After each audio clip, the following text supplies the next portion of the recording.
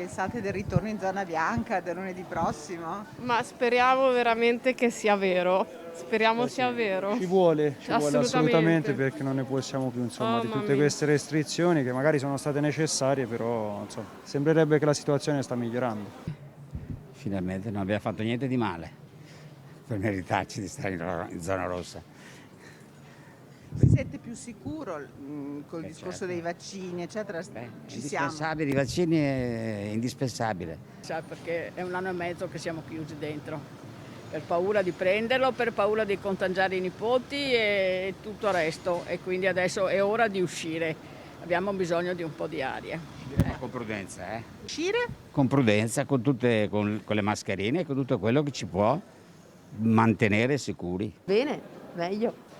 Sono felice, insomma, se i dati dicono che si può andare in zona bianca, bene.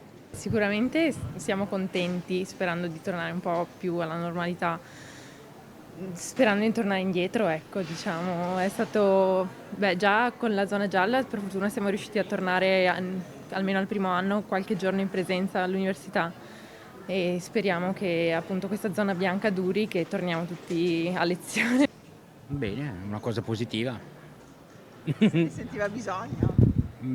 Sì, però compatibilmente con diciamo una pandemia che ha fatto 140.000 morti su una mortalità in Italia che all'anno è 650.000, quindi considererei molto bene questa cosa.